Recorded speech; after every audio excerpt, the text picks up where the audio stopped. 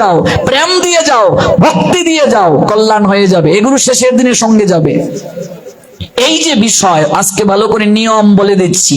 এই যদি পারো, যদি সম্ভব হয় শুদ্ধভাবে শুনবে। 7 দিন যদি পারো সাত্বিক আহার গ্রহণ করে শোনার চেষ্টা করবে। যদি পারো নিরামিষ খেয়ে শোনার তাহলে ভালো, যদি না পারো একটু প্রাতঃ স্নান করে যদি শোনার শ্রবণ করতে পারো তাহলে মঙ্গল হবে। আর তাতেও না পারলে কি তা যেভাবে আসো এইভাবে শ্রবণ করবাই, কিন্তু মঙ্গল হবে। ভাগবত কথা শ্রবণ করলেই মঙ্গল হবে, শ্রবণেই মঙ্গল। এবার আমি মোটামুটি কি বিষয় বুঝাতে পেরেছি? কি করে আমরা বসবো, কি করে শ্রবণ করব, কাউকে আমরা বিরক্ত করব না, এগুলো কি একটু বোঝা সম্ভব হয়েছে? এবার আসুন মূল প্রসঙ্গে ফিরে যাই। বলেছিলাম 27টি নক্ষত্র। কয়টি নক্ষত্র মা? 27টি। কি কি? অশ্বিনী, ভরণী, কৃত্তিকা, রোহিণী যে নক্ষত্রে ভগবান এলেন, মৃগশিরা, আদ্রা, পুনর্বসু। এই পুনর্বসু নক্ষত্রে আমার জন্ম। পুনর্বসু, মৃগশিরা, পুষ্যা, অশ্লেষা, মঘা, পূর্ব ফাল্গুনী। এই যে বাবা বললেন মহাপ্রভু যে নক্ষত্রে আবির্ভূত হলেন। উত্তর ফাল্গুনী, হস্তা, চিত্রা, স্বাতী, বিশাখা, অনুরাধা, জ্যেষ্ঠা, মূলা, পূর্ব আষাঢ়া, উত্তর আষাঢ়া, শ্রবণা, ধনিষ্ঠা, শতবিশা যে নক্ষত্রে স্নান হয় আমাদের সুনামগঞ্জ পনাতীর্থে, শতবিশা নক্ষত্র। পূর্ব ভাদ্রপদা, তারপর হলো উত্তর ভাদ্রপদা, রেবতী। এগুলো হলো নক্ষত্র। নক্ষত্র কয়টি? নক্ষত্র 27টি। এই জেনে রাখুন 27টি নক্ষত্র আমরা জানলাম। এই 27টি নক্ষত্র থেকে 12টি নক্ষত্রের নামানুসারে বাংলা 12টি মাসের নাম হয়েছে। বৈশাখের নামকরণ কিসে হলো? বিশাখা নক্ষত্র থেকে। যেদিকে তাকাবেন সকল কিছুই সনাতনী হিন্দুদের, সকল কিছুই সনাতনী হিন্দুদের। এক সময় তো এই সনাতনী ছিল, বাকি সময় পরে মত পথের সৃষ্টি। সনাতন ছাড়া আর কেউ ছিল না। তো বিশাখা থেকে বৈশাখ মাসের নামকরণ হলো। বিশাখা নক্ষত্র থেকে বৈশাখ মাস। জ্যৈষ্ঠ তাহলে কোথা থেকে এলো মা? জ্যেষ্ঠা নক্ষত্র থেকে। আষাঢ়া নক্ষত্র থেকে আষাঢ় মাস। শ্রবণা শ্রাবণ মাস। ভাদ্রপদা নক্ষত্র থেকে ভাদ্র মাসের সৃষ্টি। অশ্বিনী নক্ষত্র থেকে আশ্বিন মাসের সৃষ্টি। কৃত্তিকা নক্ষত্র থেকে কার্তিক মাসের নাম। মৃগশিরা অগ্রহায়ণী নক্ষত্রের নামানুসারে অগ্রহায়ণ মাস। পুষ্যা নক্ষত্রের নামে পৌষ। মঘা নক্ষত্রের নামে মাঘ। ফাল্গুনী নক্ষত্রের নামে ফাল্গুন। চিত্রা নক্ষত্রের নামে চৈত্র। এই 12টি মাস। বিষয় পরিষ্কার? এই 12টি মাসকে ভগবানের 12টি নামে ডাকা হয়। এই বাংলা 12টি মাস শাস্ত্রে কি কি নামে ডাকা হয়? বৈশাখকে বলে মধুসূদন মাস, জ্যৈষ্ঠকে বলে ত্রিবিক্রম মাস, আষাঢ়কে বলা হয় বামন মাস, শ্রাবণকে বলে শ্রীধর মাস, ভাদ্রকে বলে ঋষিকেশ মাস, আশ্বিনকে বলা হয় পদ্মনাভ মাস, কার্তিককে বলা হয় কোন মাস? এটা সবাই জানে, দামোদর। বাকিগুলো তো আর চিনো না গো। দামোদর হলেই জানে, কিন্তু বাকি মাসগুলোর নাম জানে না। এই আমি এখন কইতাছি। কার্তিক, দামোদর। অগ্রহায়ণকে বলে কেশব মাস। গীতা যারা পড়ো সেখানে লেখা আছে মাসের মাঝে আমি কোন মাস? অগ্রহায়ণ। এই তো তারা পড়ে মাসের মাঝে আমি অগ্রহায়ণ। এগুলো পড়বে, ভগবানের নাম শ্রবণ করলি মঙ্গল। তাহলে অগ্রহায়ণ হলো কেশব মাস। ভগবানের একটা নাম কি? কেশব। নারায়ণ হলো পৌষ মাস। মাঘ হলো মাধব মাস। ফাল্গুন গোবিন্দ মাস। চৈত্র বিষ্ণু মাস। এই হলো 12টা মাস। 12টা মাসের মাঝে কি পুরুষোত্তম আমরা পেয়েছি? পাইনি। তাহলে পুরুষোত্তম কোথা থেকে এলো? 12টি মাসের মাঝে আমরা পুরুষোত্তম নামটা পাই নাই। তাহলে এই যে আমি বললাম পাঠে পুরুষোত্তম মাস চলছে, যে মাসে 1000 গুণ বেশি কৃপা হয়, যাই করবেন 1000 গুণ কৃপা। তাহলে কোথা থেকে এলো এই পুরুষোত্তম মাস? এটি যদি জানতে হয় তাহলে আমাদেরকে আরেকটু ব্যাখ্যা শুনতে হবে। ব্যাখ্যাটা কি? আমাদের দুটো গণনায় এই বছর হয়। একটি হলো চান্দ্র গণনা, মানে চন্দ্রের উপর ভিত্তি করে গণনা, আর একটি হলো সূর্যের উপর ভিত্তি করে গণনা। চান্দ্র মাস গণনার দুটি পদ্ধতি। একটি হলো অমাবস্যা অন্ত। অন্ত শব্দের অর্থ শেষ। মাসের যে দিনটির সূর্যোদয়ের আগের তিথিটি অমাবস্যা হয়, সেই দিনটি মাসের প্রথম দিন। অন্যদিকে পূর্ণিমা অন্ত, অর্থাৎ পূর্ণিমা যখন শেষ হয়ে যাবে, চান্দ্র মাসের পূর্ণিমার পরের দিন মাসের শুরু। একটা মাসে দুটি পক্ষ থাকে ঠাকুরদা, একটা কি কৃষ্ণপক্ষ আর একটা শুক্ল পক্ষ। তাহলে ভালো করে জানুন, শুক্ল আর এই যে কৃষ্ণপক্ষ 15 দিন অন্তর অন্তর। অমাবস্যা অন্ত বা মুখ্যমান পদ্ধতিতে মাসের প্রথমে আসে শুক্লপক্ষ আর পরে আসে কৃষ্ণপক্ষ, এটা অমাবস্যা অন্তে। আর পূর্ণিমা অন্তে প্রথমে আসে কৃষ্ণপক্ষ, পরে আসে শুক্লপক্ষ।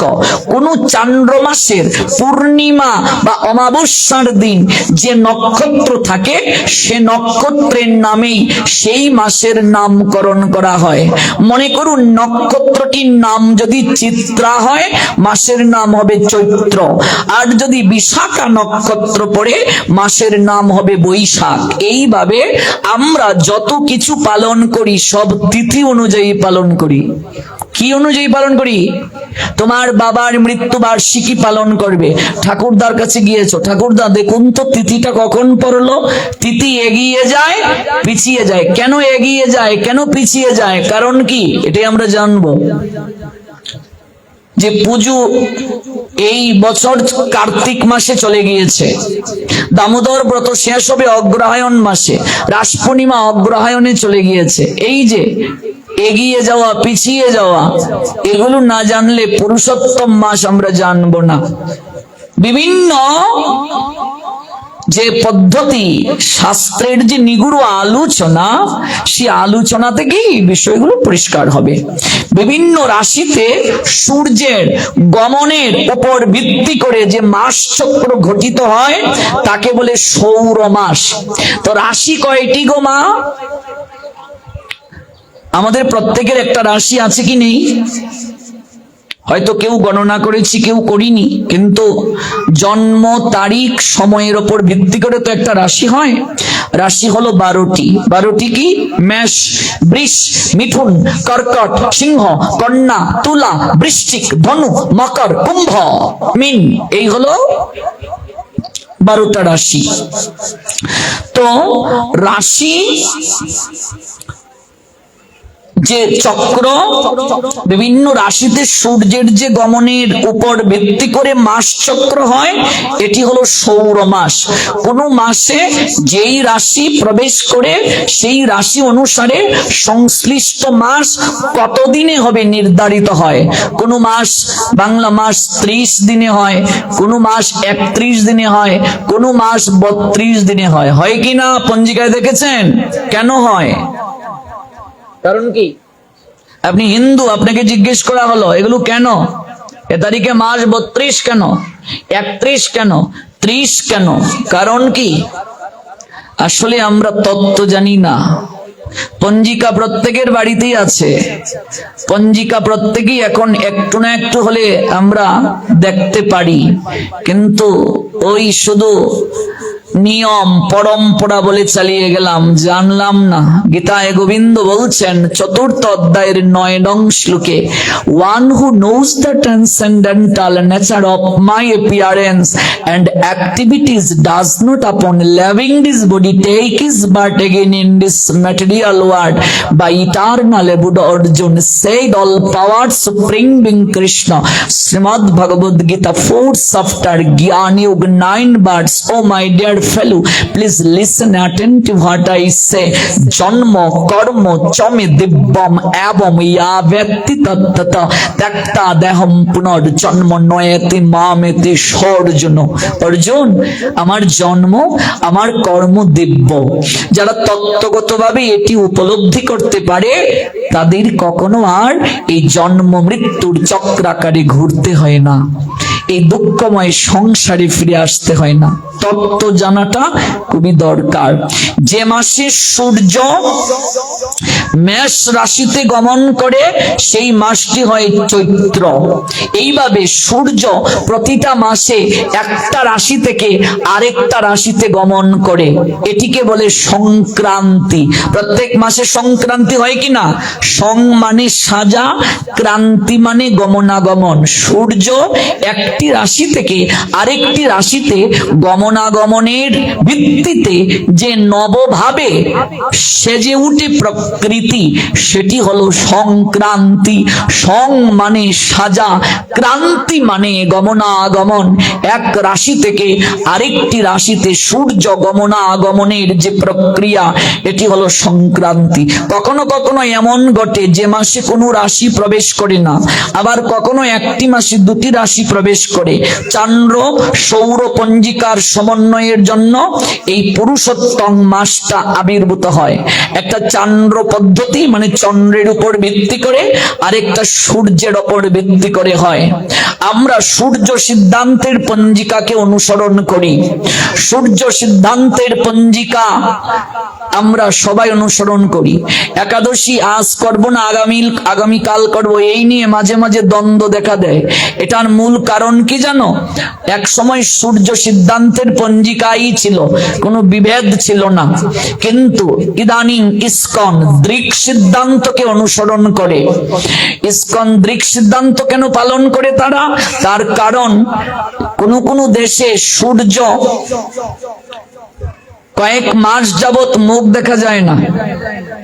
সূর্য সিদ্ধান্তে কোন দেশের তারিখ সময় নির্ধারণ করা সম্ভব হয় না। ইসকনের যেহেতু সারা বিশ্বে প্রচার আছে, এই জন্য তারা দৃক সিদ্ধান্ত, যেটি একটি নব্য পদ্ধতি, আধুনিক পদ্ধতি, এই পদ্ধতির মাধ্যমে তারা সহজে বের করতে পারে। এই দৃক সিদ্ধান্তে তারা পালন করে। কিন্তু আমরা যারা ভারতবর্ষে আছি, আমরা তো সূর্যের কৃপা পাচ্ছি, আমরা কেন দৃক সিদ্ধান্ত পালন করব? আমরা তো সূর্য সিদ্ধান্ত পালন করব। আমাদের গোস্বামী মত, আমাদের মত কি? গোস্বামী কারা? শ্রীরূপ শ্রী সনাতন ভট্ট রঘুনাথ, শ্রীজীব গোপাল ভট্ট দাস রঘুনাথ। এই 6 গোসাইর করি চরণ বন্দন, যাহা হতে বিঘ্ন নাশ অভীষ্ট পূরণ। এই গোস্বামী মত হলো মহাপ্রভুর মত। সূর্য সিদ্ধান্ত মহাপ্রভু পালন করেছেন। সূর্য সিদ্ধান্ত মার্কেন্ডেয় ঋষি থেকে এসেছে।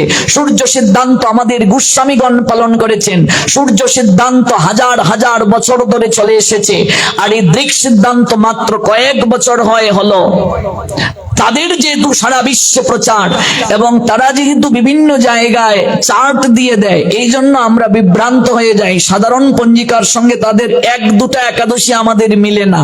এটা কিন্তু ইসকনকে নিন্দা নয়, ভুল বুঝবেন না। কারণ তাদের প্রচারের সুবিধার্থে তারা এই সিদ্ধান্তটা পালন করছে। কিন্তু আমাদের প্রত্যেকেরই সূর্য সিদ্ধান্তই পালন আবশ্যক। তাদের শিষ্যগণ অনুসারীগণ পালন করুন। আমাদের গৌড়ীয় মঠ থেকে ইসকনের জন্ম। আমি যেখান থেকে দীক্ষা নিয়েছি সেটি গৌড়ীয় মঠ। গৌড়ীয় মঠের প্রতিষ্ঠাতাকে জগৎগুরু প্রভুপাদ শ্রী শ্রীল ভক্তি সিদ্ধান্ত সরস্বতী গোস্বামী ঠাকুর। তার এক শিষ্য হলেন ইসকনের প্রতিষ্ঠাতা অভয় চরণারবিন্দ ভক্তি বেদান্ত স্বামী মহারাজ। এই জন্য ওনারা আমাদেরই পরিবার। কিন্তু আমরা সূর্য সিদ্ধান্ত করি, ওনারা দৃক সিদ্ধান্ত পালন করেন তাদের সুবিধার জন্য। সূর্য সিদ্ধান্তে আমরা আমরা অন্নপ্রাশন করছি, সূর্য সিদ্ধান্তে আমরা সকল কিছু করছি। এক সময় আমরা দেখেছি ধানের বীজগুলো জমিতে ছড়িয়ে দেওয়ার জন্য পঞ্জিকা দেখা হতো। হাল চাষ করব প্রথম পঞ্জিকা, ঠাকুরদা ঠিক বলছি কিনা, পঞ্জিকা দেখা হতো। অন্নপ্রাশন থেকে শুরু করে এমন কোনো কিছু নেই যা সনাতনী হিন্দুরা পঞ্জিকা না দেখে করে। তাহলে সকল ক্ষেত্রে সূর্য সিদ্ধান্ত, একাদশী আসলেই দৃক করব না সূর্য করব, এই নিয়ে আমরা চিৎকার করি। মনে রাখবে, দৃক সিদ্ধান্তে সূর্য সিদ্ধান্তে সূর্য উদয় অস্তের কয়েক মিনিট বা কয়েক ঘন্টার পার্থক্য থাকে।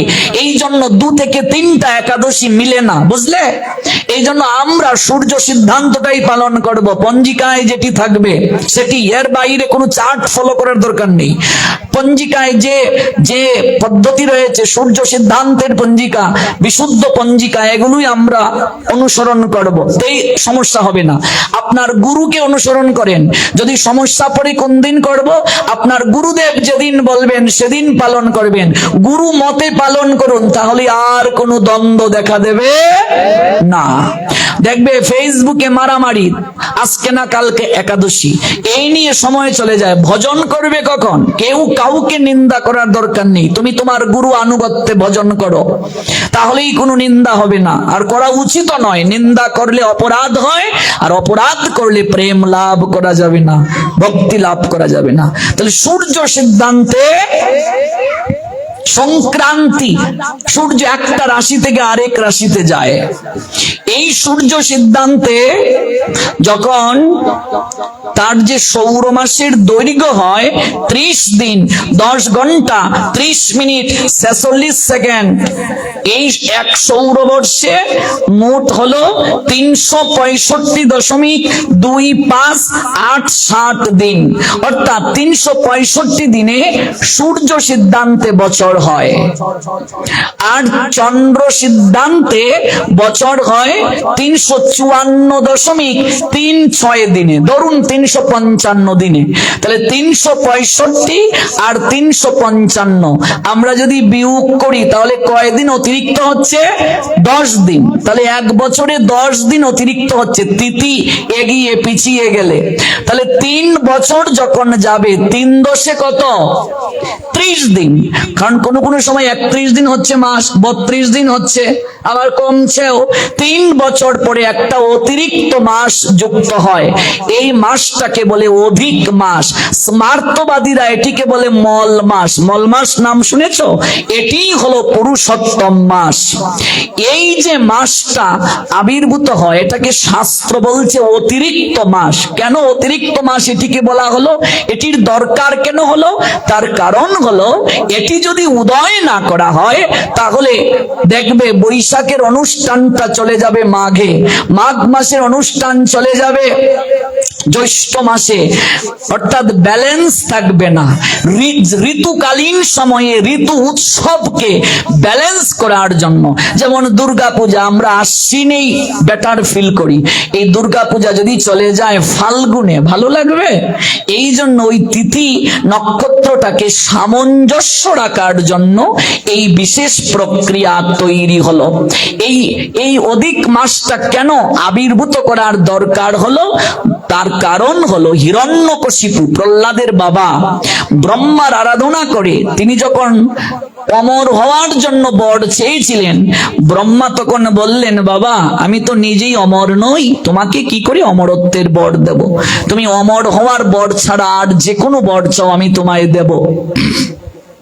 হিরণ্যকশিপু তখন বর চাইলেন, আমাকে এমন বর দিন যেন কোন দেবতা, পশু, পাখি, কীট পতঙ্গ, বৃক্ষলতা, গুল্ম, কিন্নর, অপ্সরা, গন্ধর্ব, এমনকি মানবের দ্বারা, রাক্ষসের দ্বারা, দক্ষের দ্বারা আমার মৃত্যু যেন না হয়। ব্রহ্মা বললেন তথাস্তু। তারপর বলেন, আমার ঘরে যেন মৃত্যু না হয়। ব্রহ্মা বলেন তথাস্তু।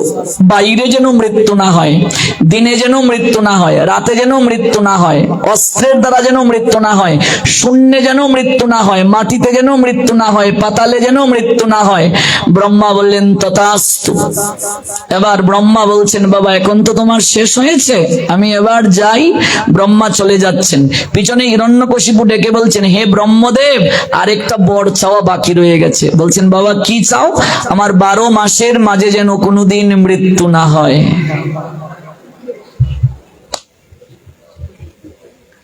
আমরা প্রহ্লাদের চরিত্র শুনেছি কি না বাবা? কত কষ্ট দিয়েছে প্রহ্লাদকে তার বাবা, হরি ভজন করে বলে অগ্নিকুণ্ডে নিক্ষেপ করেছে, শূল দ্বারা বিদ্ধ করেছে, ওই পর্বতের শিকড় থেকে ফেলে দিয়েছে। হ্যাঁ, পাগলা হাতির পায়ের নিচে পেষ্টন করিয়েছে, বিষ পান করিয়েছে। কোনো কিছু দ্বারা মারা সম্ভব হয়েছে? রাখে হরি মারে কে, মারে হরি রাখে কে। ওই 12 মাসের মাঝে মৃত্যু হবে না, ব্রহ্মা বর দিয়ে দিলেন। এখন হিরণ্যকশিপুকে বধ করতে গেলে আরেকটা মাস সংযোজন করার প্রয়োজন ভগবান দেখলেন, নতুবা তো ব্রহ্মার বর বিফলে চলে যাবে। তাই ওই তিথিকে একটু ক্ষয় করিয়ে করিয়ে এগিয়ে এগিয়ে ওই আরেকটা মাস বের করা হলো। বুঝতে পেরেছেন? ওই যখন এই অতিরিক্ত মাসে ভগবান নৃসিংহদেব আবির্ভূত হলেন, হিরণ্যকশিপুকে বলেন এই তুই তো অনেক বাহাদুরি দেখালে, তোর মৃত্যু হবে না। ওরে আমি যদি কাউকে মারতে চাই জগতে কেউ তাকে রাখতে পারে না, আমি তো অমর। হিরণ্যকশিপু বলছে 12 মাসের মাঝে আমার মৃত্যু নেই। ভগবান বললেন এই জন্য আমি অতিরিক্ত মাস তৈরি করে এসেছি তোকে মারার জন্য। তোকে মারতে গেলে আমার অস্ত্রের প্রয়োজন নাই, দেখ নখ দিয়ে আমি তোকে বধ করছি। ব্রহ্মা বলেছেন শূন্যে যেন তোর মৃত্যু না হয়, আকাশ মানে শূন্য, পাতালে যেন মৃত্যু না হয়, মৃত্তিকায় মানে ভূমিতে মৃত্যু না হয়, তোকে উরুতে ফেলে অস্ত্র দ্বারা মৃত্যু না হয়, নখ দিয়ে মারছি। বলছিলে ঘরে বাইরে যেন মৃত্যু না হয়, ওই চৌকাট মানে সালামি সিনেমা, ওই চৌকাটটার এখানে মারছি, এটা ঘরও নয় বাহিরও নয়। দিনে যেন মৃত্যু না হয়, রাতে যেন মৃত্যু না হয়, তাই তোকে আমি ওই গুধুলি লগ্নে মারছি, দিনও নয় রাতও নয়। ভগবানের থেকে শ্রেষ্ঠ কেউ আছে? এই হিরণ্যকশিপুকে মারার জন্য এই মাসের সৃষ্টি। আর কি বললেন? কোন পশু পাখি কীট পতঙ্গ দেবতা মনুষ্যের দ্বারা মৃত্যু না হয়। আমার দিকে তাকিয়ে দেখ, আমার রূপটা কি? না মানুষ আমি, না অ্যাবসলিউটলি দেবতা, না পশু, না পাখি, আমি সবার মিশ্রিত রূপ। নৃসিংহ ভগবানের রূপটা কেমন? মিশ্রিত রূপ। এই মিশ্রিত রূপ নিয়ে এসেছি তোকে মারার জন্য। এবার এই মাসটা যেহেতু অতিরিক্ত মাস, কর্মকাণ্ডের অনুষ্ঠান নিষিদ্ধ, মানে এই মাসে বিবাহ হবে না, গৃহ নির্মাণ হবে না, গৃহে প্রবেশ হবে না, অন্নপ্রাশন হবে না, কোনো প্রকার ধর্মীয় কাজ ছাড়া যেগুলো কর্মকাণ্ডের কাজ এগুলো হবে না। কি হবে? ভগবান বলেন একটা মাস সবকিছু বাদ দিয়ে তোমরা কেবল আমার আরাধনা করবে, ভক্তি কাণ্ডের অনুষ্ঠান করবে। ভক্তি কাণ্ডের অনুষ্ঠান কি? গীতা পাঠ করো, ভাগবত পাঠ করো, হরিনাম শ্রবণ করো, ভোরবেলা উঠো, আরতি করো, ভাগবত শুনো, সাধুর কাছে গিয়ে বসো। একটা মাস এগুলো করবে, 3 বছর পর পর আসে। এই মাসে যেমন কর্মকাণ্ডের অনুষ্ঠান যখন হয় না, মানুষ এই মাসকে অপয়া বলে, মল মাস বলে। মল মানে দূষিত, মল মানে বিষ্ঠা। তাই এই মাস মনের দুঃখে ভগবানের কাছে গিয়ে প্রণাম দিয়ে বলছে প্রভু আমার এই মাসে কেউ কোনো ভগবত কার্য ব্যতীত আর কোনো কার্য, কর্মকাণ্ডে অনুষ্ঠান কোনো কার্যই করে না, এই মাস অশুভ, তাই আমি তোমার কাছে এসেছি। ভগবান বললেন আমার কাছে যদি কেউ শরণ নেয় আমি তাকে কৃপা না করে থাকতে পারি না। যাও হে মল দেবী, আজ থেকে তুমি শ্রেষ্ঠ হবে। আমার একটা নাম পুরুষোত্তম, পুরুষের মাঝে আমি উত্তম। গীতার 15তম অধ্যায়টা দেখবে লেখা আছে পুরুষোত্তম যুগ। আমি পুরুষের মাঝে উত্তম, আমার নামে তোমার নামকরণ হবে। এবং এই মাসে যারা ভক্তি যাজন করবে, আমাকে ডাকবে, তারা অন্য মাস থেকে 1000 গুণ বেশি কৃপা লাভ করবে। যা করবে 1000 গুণ বেশি কৃপা হবে। আমার নামে তোমার নামকরণ হবে, সকল কিছুতে কৃপা হয়ে যাবে। যাও আমি তোমায় কৃপা করে দিলাম। কে বললেন? ভগবান শ্রীহরি। এই জন্য এই পুরুষোত্তম মাস। আর মাত্র কয়েকদিন আছে মা, আর কয়েকদিন আছে। আজকে জ্যৈষ্ঠের কত তারিখ? 26 হয়ে গেছে। আর মাত্র 4-5 দিন আছে গো মা। যারা এখনো করো নাই, আগামীকাল অন্তত ভোরবেলায় স্নানটা করো, একটু নিরামিষ রান্না করে প্রভুকে ভোগ দিয়ে এই 4-5টা দিন অন্তত প্রসাদ পাও। 33 বার তুলসীকে পরিক্রমা করবে, 33 বার। 33টা প্রণাম যদি ভগবানকে দিতে পারো এই মাসে অধিক কৃপা হবে। 33 প্রকার ফুল অন্তত শেষ দিন যারা ব্রত শেষ করবে তারা 33 আইটেম রান্না করে প্রভুকে ভোগ দেবে। এই মাসে অনেকে কেবল দুধ খেয়ে ব্রত করে, অনেকে ফল খেয়ে ব্রত করে, অনেকে এই মাসে হবিষণ্য খায়। যেমন আমরা হবিষণ্য খেয়ে ব্রত করছি, আমরা ক্ষৌর কর্ম এই মাসে করছি না। দেখুন দাড়ি চুল এগুলো ফেলবো না, যেদিন ব্রত শেষ হবে সেই দিন আমরা এগুলো ক্ষৌর কর্ম করে গঙ্গা স্নান করে ব্রত শেষ করব। কথা বুঝতে পেরেছেন? 1 মাস যারা পারেন নাই, বাকি যে কদিন আছে এই ব্রত পালন করুন। আবার 3 বছর পরে এই ব্রত আসবে। 3 বছর আমরা বাঁচতেও তো না পারি মা, সবার জীবনে কি আসবে? আর এই বছর বাকি যে একাদশীটা এই মাসে, এই পুরুষোত্তম মাসে, এইটা তো আমরা সবাই পাচ্ছি মা। এই একাদশীটা যে করবে 1000 একাদশী রাখার ফল হবে, যেহেতু পুরুষোত্তম মাস। এই একাদশীতে আমরা জাগরণ করব গোলই কালী। তোমরা অংশগ্রহণ করতে পারো আমাদের সাথে, যারা গান গাইতে পারো যাবে আমাদের সঙ্গে, সারা রাত কীর্তন করবে। আর এমনিতেও যারা কীর্তন করো মায়েরা, তোমরা আগে আসবে চলে, সবাইকে সুযোগ দেয়া হবে। বুঝতে পেরেছো? গুরু বন্দনা, তুলসী বন্দনা, কীর্তন অনেকে 2টার আগে এসে শুরু করবে কীর্তন। সবাই, আমি মায়েদেরকে বলে দিচ্ছি, সবাই এসে আনন্দ করবে। আনন্দ করো। আমাদের সঙ্গে একজন ভক্ত মধুকণ্ঠ, তোমরা নিশ্চয়ই চিনো, গত তারিখে যে এসে গান গেয়েছিল, সে অনেক অসুস্থ, হাসপাতালে আছে। কালকে আইসিইউতে নেওয়া হয়েছিল। তার একটা সাইড অচল হয়ে গেছে, বাম হাত বাম পা। বাম হাতটা এখন একটু সুস্থ হয়েছে, বাম পাটা অবশ। সে আসে নাই, তার জন্য আমাদের মন খুব খারাপ।